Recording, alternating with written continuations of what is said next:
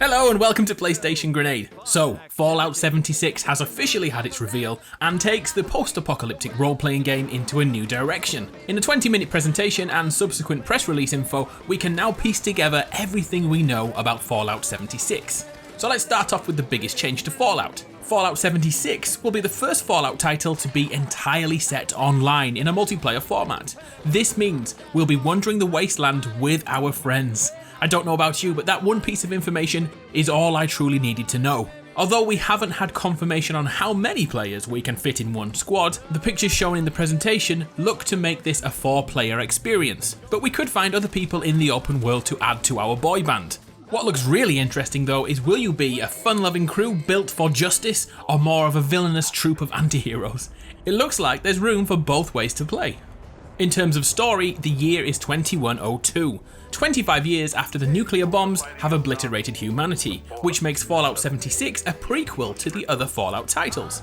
We survived all this nastiness in a West Virginian Fallout shelter known as Vault 76.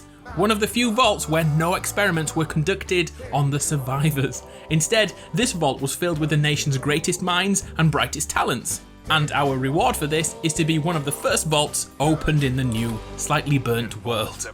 The overseer of Vault 76 has tasked us with reclaiming nuclear warheads from around the open world, which require activation codes, which so happen to be on things we kill, such as creatures and other players in the game, giving the game a survival element. And speaking of survival, Fallout games have always focused on human survival, but only to a mild degree. Have you ever played Rust? Maybe H1Z1 before the Battle Royale invasion? Or 7 Ways to Die? Or The Forest?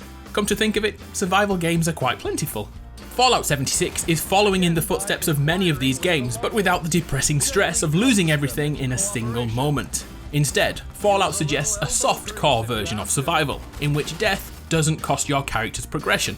Also, Fallout 76 isn't trying to push a battle royale mentality of last man standing. There isn't thousands of other players to contend with. The figure is much lower, it's more likely a few dozen real players to share the world with. As your progression isn't tied to a single server, we'll be able to join our friends and take everything we've gathered and accomplished with us. Don't think for a second though that this world is a friendly loving. Hell no. It's as cutthroat as you want it to be.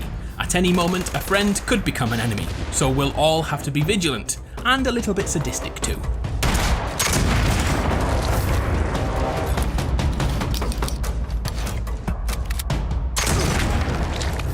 Chin up there, sport. So how do you know which enemy is a real person and who on earth controls the NPCs and wildlife? Fallout 76 plans to have every single human being in the game played by a real-life human being outside the game. So if you see a vault dweller like you in the distance, know that they are also sat at home pretending to be ill to get a day off work or school. Other potential enemies, such as this hulking beast or that Deathclaw or the occasional super mutant, will be controlled by the game's AI, making the game PVE the player versus the environment, with elements of player versus player too. As this is online, we need to talk about the brilliance of the V.A.T.S system. Let's quickly recap it. V.A.T.S is a targeting system used in many Fallout games to slow down time and select exact areas to aim your weapon towards. Without a doubt, it's one of the greatest mechanics in the series, but here's an issue. Will V.A.T.S be here in Fallout 76?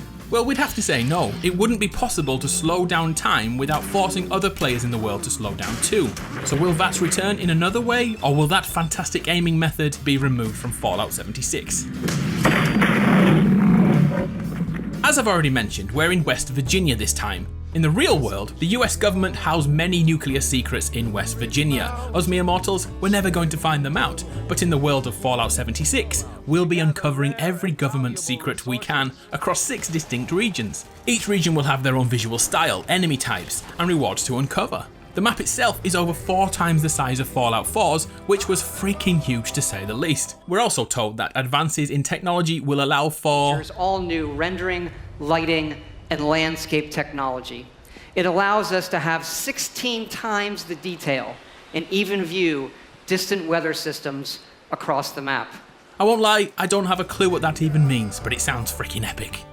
The game will be broken into quest lines, allowing anyone to play alone if that floats their boat, but Bethesda has stated this will be a tough experience alone, and really pushed hard on the need to play alongside friends for the best experiences. especially when it comes to building a community. What separates man from beast? It is his desire to build. Get started with camps. Fallout 76 introduces the camps mechanic, which stands for Construction and Assembly Mobile Platform, which will be a huge part of the game. Building on the pretty deep crafting element found in Fallout 4, camp allows us to build anywhere in the open world using a range of items we find around the wasteland. What's pretty cool here is that your entire settlement can be moved across to another area of the map with relative ease. This will be important because your lovely home will be attacked regularly.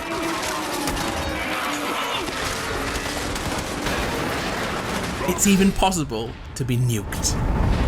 There goes the neighborhood.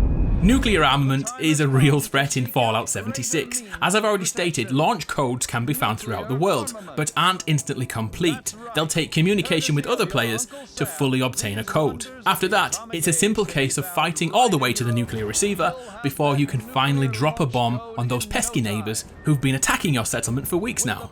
Let's be serious, this mechanic will be the biggest griefing tool in Fallout 76, so how do you feel about it? I'm not too sure. It worries me that all my hard work in my settlement will be destroyed in one single button press. On the plus side, the items created by the blast radius offer high level rewards, which we could fight for as long as we have a hazmat suit, you know, for health and safety reasons. The fate of this new world is yours to command with the power of the atom. Let's go over a few small things you need to know too. Fallout 76 will have a photo mode to save those moments of celebration after a kill. There'll also be a bucket load of emotes to use too. But beneath all that are important little tidbits. Fallout 76 boasts dedicated servers which are committed to the game for years to come. This isn't a flash in the pan. Expect rigorous support. As the concept requires a great deal of testing before it's released, Fallout 76 will have a beta period, or beta period, however you like to say it, which is a reward for pre-order customers.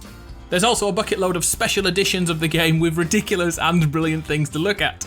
The collector's edition comes with the obligatory game map that glows in the dark. Alright fella, no need to swear. The map comes with character models to place on said map, but it gets even better and even weirder. There's a power armor edition, which comes with a full-scale, wearable T-51 power armor helmet and a bag to keep it in. Damn it, Bethesda, shut up and take my bottle caps.